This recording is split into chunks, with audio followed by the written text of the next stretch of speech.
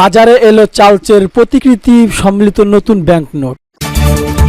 বাজারে এসেছে ব্রিটিশ রাজা চার্লসের প্রতিকৃতি সম্মিলিত নতুন ব্যাংকনোট। 5, 10, 20 ও 50 পাউন্ডের নোটের থাকছে রাজা চার্লসের ছবি। ব্যাংক অব দ্য ইংল্যান্ড এসব নোট ইস্যু করেছে। বুধবার এই ব্যাংক নোট বাজারে আসে। রানী দ্বিতীয় এলিজাবেথের মৃত্যুর প্রায় 2 বছর পর একই ব্যাংক নোট বাজারে এলো। এর আগে রাজা চার্লসের ছবি সম্মিলিত 50 পেন্সের 1 পাউন্ডের অর্ধেক কয়েক বাজারে ছাড়া হয়েছিল। এবার চালু হলো ব্যাংক নোট। গত 8ই সেপ্টেম্বর 96 বছর বয়সী রানী দ্বিতীয় এলিজাবেথের মৃত্যু হয়। এরপর তার বড় ছেলের তৃতীয় চার্লস রাজা হন। এরপর থেকে দেশটির রীতি অনুযায়ী কয়েক ব্যাংক নোট, জাতীয় সঙ্গীত এমনকি পাসপোর্টে পরিবর্তন নিয়ে আসার কথা জানানো হয়। সে ধারা বজায় রেখে রাজার মুখছবি বসানোর নোট বাজারে এলো। তবে একই সঙ্গে চালু থাকবে রানী আগেরকার মুখ্য ছবির নোটগুলো। চার্লসের মুখছবির নতুন এই ব্যাংক নোটের নকশা 2022 সালে ডিসেম্বর প্রকাশ করেছিল ব্যাংক অব ইংল্যান্ড। রানীর মুখছবির পাউন্ডের নোটের নকশা শুধু নতুন রাজার ছবি মুক্ত করা ছাড়া আর কোনো পরিবর্তন আনা হয়নি। 1960 সালে রানী এলিজাবেথের মুখছবি সম্মিলিত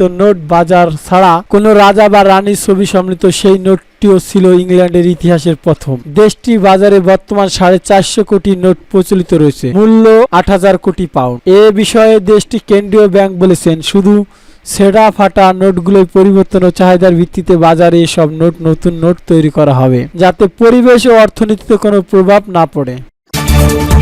ইমরান খানের চিন্তা বাদ দিয়ে জনগণের সমস্যা দেখুন, সিদ্ধ সরকারের বিয়াল। এবার শুনুন বিস্তারিত।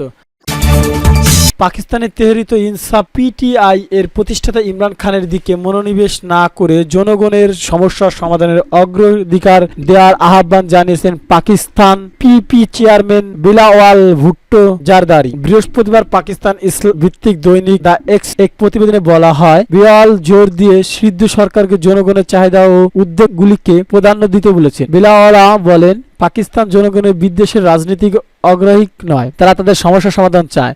ইমরান খান কি করেছেন তার উপর নয়। বিলাওয়ালা সতর্ক করে বলেন, এই বিষয়টি অবহেলা করলে ক্রমাগত বিভাজন ঘটবে।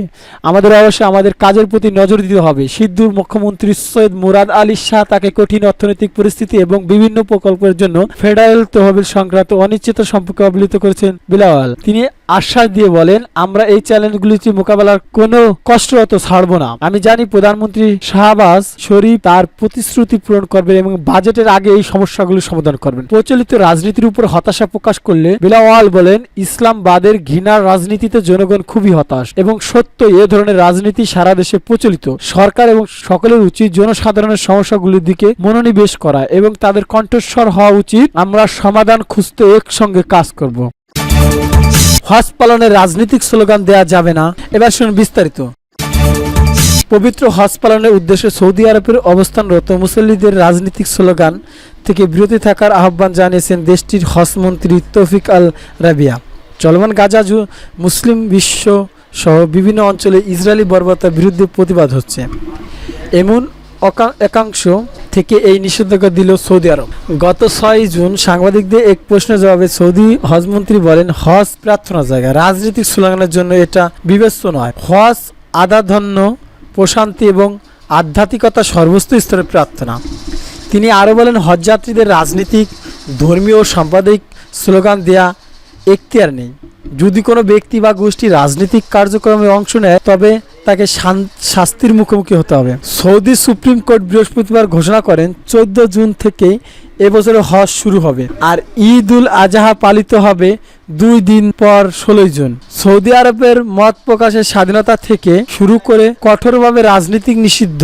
ফিলিস্তিনি ইসরায়েলি হামলা প্রতিবাদে মধ্যপ্রাচ্য জুড়ে সাধারণ মানুষ প্রতিবাদ জানাতে রাস্তায় নামলেও সৌদি আরবের এমনটা দেখা যায়নি। হজ পালন করতে পৃথিবীর বিভিন্ন মুসলিম দেশ থেকে আসা মুসল্লিদের নিয়ে তাই আগেভাগে সতর্ক সৌদি প্রশাসন। তবে গত বছরে কয়েক বছর ধরে এ ধরনের নিষেধাজ্ঞা দিয়ে আসছে দেশটি। সংযুক্ত আরব আমিরাত এবং বাহরাইনের মতো ইসরায়েলের সঙ্গে দ্বিপাক্ষিক সম্পর্ক স্বাভাবিক করতে অনেক দূর এগিয়ে গিয়েছিলেন সৌদি আরব। তবে গত বছর 7ই অক্টোবর ইসরায়েলের হামাসের হামলার পর এই প্রক্রিয়া থমকে যায়। চলতি বছর ফেব্রুয়ারিতে সৌদি পররাষ্ট্র মন্ত্রণালয় জানিয়েছেন, গাজায় স্থায়ী যুদ্ধবিরতি এবং ফিলিস্তিনি রাষ্ট্র মেনে না নেওয়া হলে এই প্রক্রিয়া শুরু করার সুযোগ নেই।